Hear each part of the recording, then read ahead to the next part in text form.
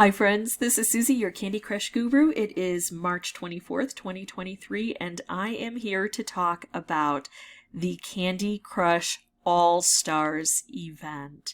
If you find these videos helpful, I'd ask that you consider liking and subscribing.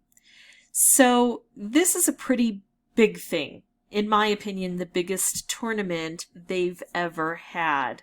So it's important to investigate. I'm going to share some requirements, restrictions, legal information in this video. Plus, at the end, I'll talk about my perspective and my plans. First of all, if we open this up, we get a glimpse into things, but it doesn't give us a whole lot of information. Qualifier round 1. I'm Misty. It's time to collect some all-star candies to join in the fun. Let's find the #1 Candy Crusher. Incredible prizes are waiting to be won. So here we've got her standing next to a trophy, and it looks like it's going to be timed boosters, color bomb, striped wrapped fish.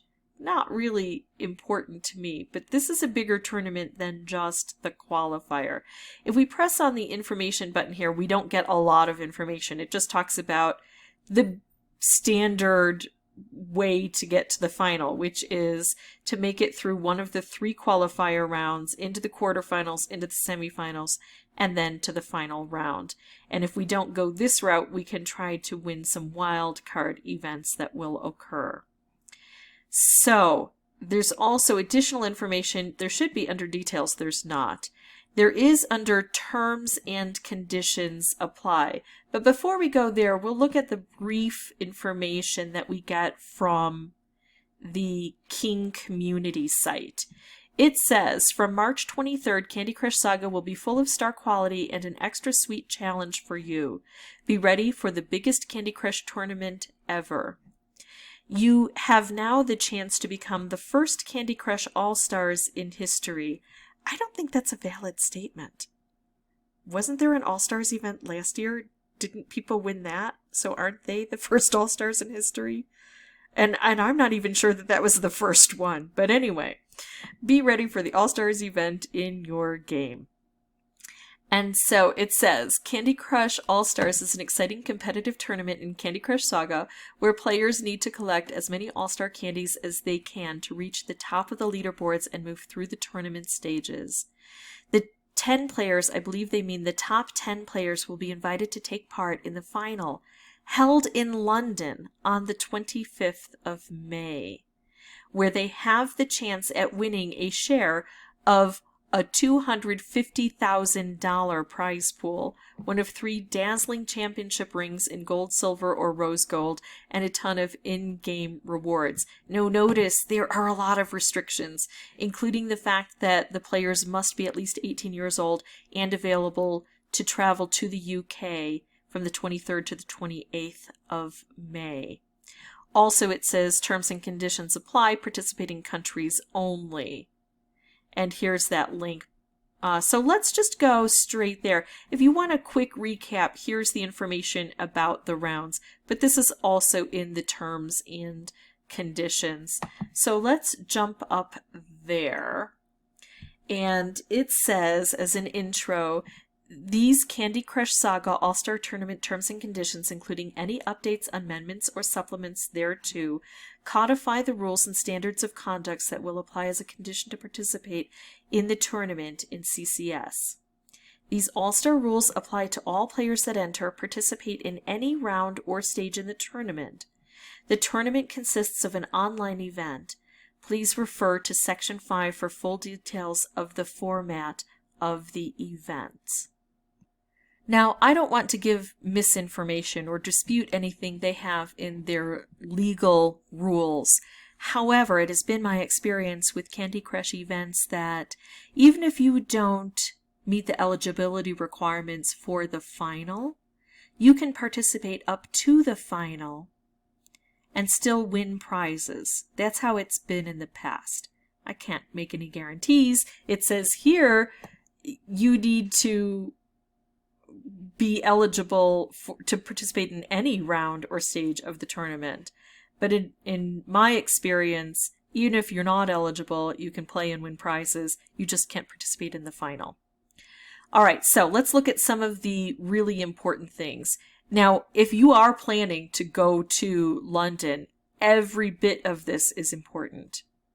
But for the average person who's contemplating it, let's hit some of the highlights here. For participants, this is really important. Eligibility is determined partly by your locale. It says you need to be a normal resident in the United Kingdom, United States of America, Brazil, Canada, Germany, France, Italy, the Netherlands, Spain, Sweden, Switzerland, Norway, Denmark, Austria, Ireland, Finland, Poland, Romania, Czechia, Greece, or Portugal. If you are not, then you are not eligible to participate in the final. Again, if you've got it on your device and you can play, you might be able to win some prizes, but you will not be able to participate in the final event. Also, you need to be 18 or over. Actually, it says be over the age of 18. I think that means 18 in one day. But that's a bit tricky. Over the age of 18 technically would be 19. But if you have passed your 18th birthday, I believe you're eligible. Most laws say that. All right, and then also you would need to make sure that you are compliant with all applicable laws, that you have the opportunity to get all the travel documents you need, and you can enter the UK on the dates. So that's important. That's something you need to do. General eligibility is just general information. And then for the tournament requirements, you do need to make sure that you have a proper operating system. And generally speaking, if you don't have one of these operating systems, you're not going to be able to get through to that semi-final round anyway. Once you get to the final, you'll be transported to the UK if you're going to participate, and you'll probably be given a handheld device, their device. So, my recommendation note is always don't cheat. And just so you know, if you do cheat somehow, if you're able to fool the system, it would be much more difficult to cheat when you get to the final. So, play fair. All right. So let's take a look quickly at the tournament information. We know that there are these various stages here, and points are just going to be by collecting all-star candies. We'll be given that information. And it looks like there'll be leaderboards with up to 49 other participants. And of course, win conditions, King can change anything they want, anytime they want.